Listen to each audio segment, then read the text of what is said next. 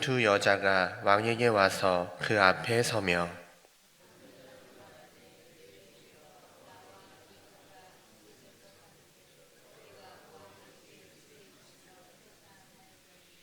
내가 해산한 지 사흘 만에 이 여자도 해산하고 우리가 함께 있었고 우리 둘 외에는 집에 다른 사람이 없었나이다.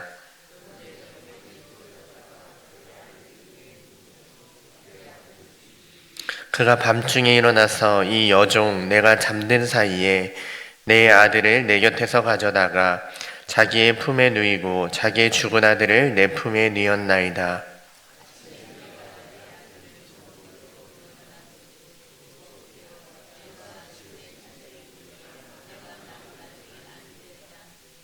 다른 여자는 이르되 아니라 산 것은 내 아들이요 죽은 것은 내 아들이라 하고 이 여자는 이르되 아니라 죽은 것이 내 아들이요 산 것이 내 아들이라 하며 왕 앞에서 그와 함께 쟁론하는지라.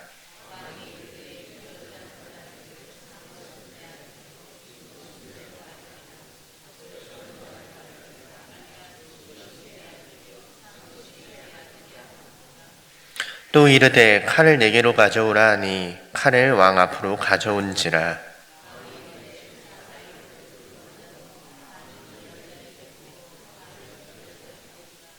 그 산 아들의 어머니 되는 여자가 그 아들을 위하여 마음이 불붙는 것 같아서 왕께 아뢰어 청하건대 내 주여 산 아이를 그에게 주시고 아무쪼록 죽이지 마옵소서 하되 다른 여자는 말하기를 내 것도 되게 말고 내 것도 되게 말고 놔두게 하라 하는지라.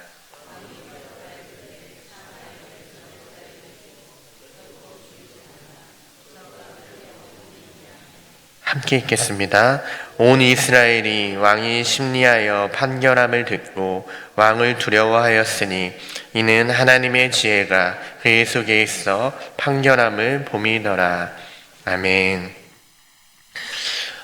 솔로몬의 1000번제를 받으신 하나님께서는 그에게 원하는 것을 구하라고 말씀하셨습니다.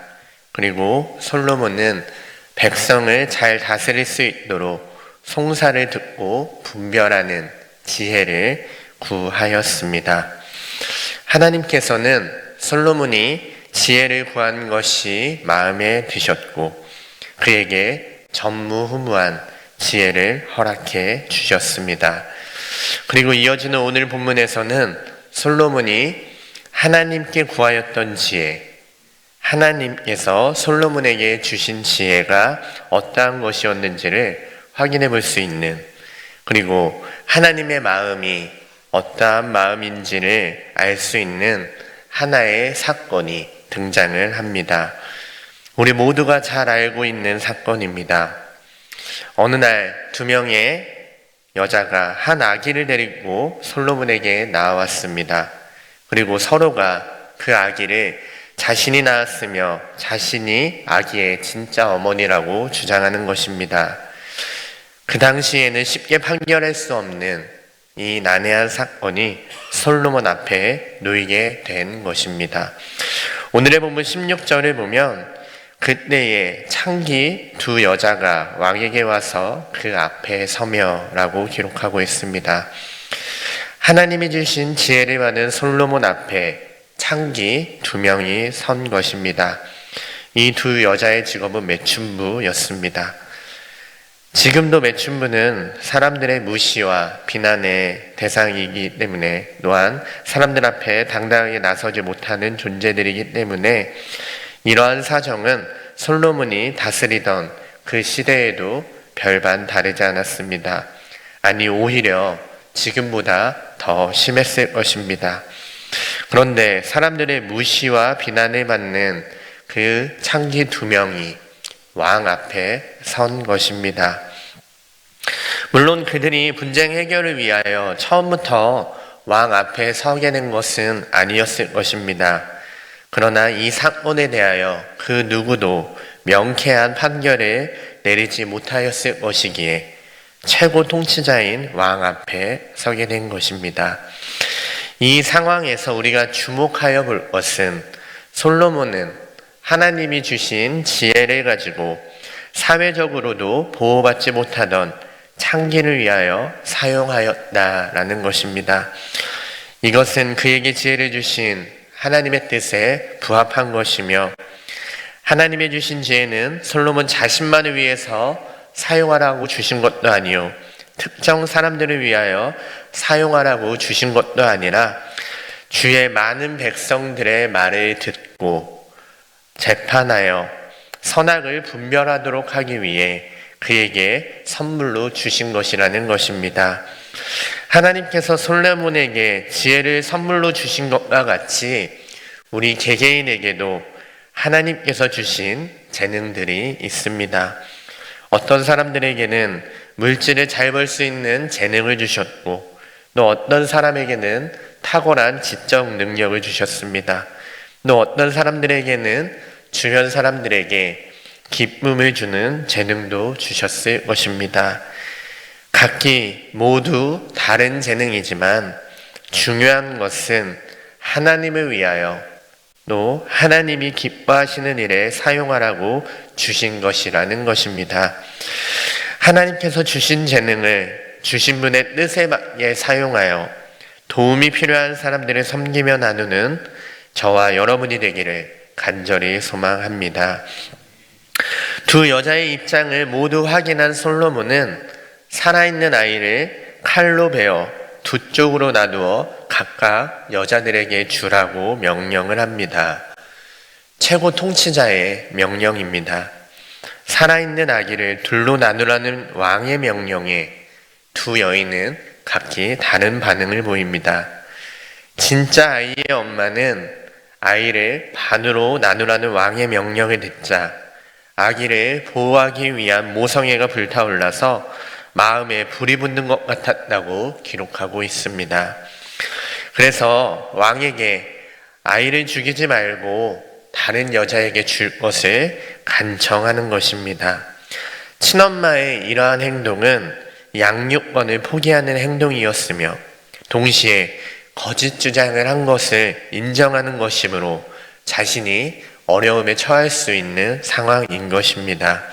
그럼에도 불구하고 그녀는 자신의 눈앞에서 사랑하는 자녀를 죽게 내버려 둘 수 없었다는 것입니다.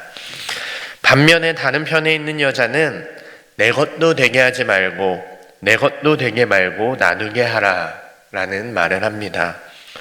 이는 아이를 사랑의 대상으로 여기고 있는 것이 아니라 자신의 질투와 소유욕으로 채우기 위한 도구로 여기고 있음을 우리는 확인할 수 있습니다. 두 여인의 상반된 반응을 통하여서 누가 진짜 이 아이의 어머니인지를 확인할 수 있게 된 것입니다. 고대 이스라엘 사회에서 아들의 존재는 기업이자 미래의 소망과도 같은 존재였습니다. 자신의 기업이자 소망과도 같은 아들이 죽게 된 것입니다. 그렇게 되자 자기 자신의 목적 삼고 살아가는 여자는 탐욕과 욕심에 눈이 멀어 이웃의 아기를 훔쳤고 자신을 비롯하여 많은 사람을 거짓으로 속였던 것입니다. 솔로몬은 하나님이 주신 지혜를 통해 상반된 두 여인의 반응을 확인했고 아이의 생명 보존을 요청한 여자가 이 아이의 진짜 어머니라는 판결을 내린 것입니다. 우리는 이 이야기를 통하여 하나님의 마음을 조금 더 깊이 이해할 수 있습니다. 하나님께서는 이스라엘 백성을 깊이 사랑하셨고 그 사랑은 때로는 고통을 감수해야 하는 과정으로 나타났습니다. 하나님께서는 이스라엘을 위하여 또한 우리를 위하여 그분의 아들을 내어주셨듯이 진정한 사랑은 때로는 자신을 희생하는 것임을 우리에게 가르쳐 주고 있는 것입니다. 이 재판 이야기는 단지 하나의 법적 사건이 아닙니다. 이 사건을 통하여 우리는 하나님의 사랑을 그리고 그분이 우리를 위해 어떤 마음을 가지고 계신지를 깨달을 수 있게 되는 것입니다. 그 사랑은 가장 고통스러운 방법을 선택하여 이루어졌고 바로 그 사랑이 우리를 구원하게 되었다는 것입니다. 우리는 이 이야기를 통하여 진정한 어머니의 마음을 알게 되었고 그것이 바로 하나님 아버지의 마음이라는 사실을 깨닫습니다. 하나님은 우리를 사랑하시기 때문에 우리를 위하여 모든 것을 내어주셨습니다.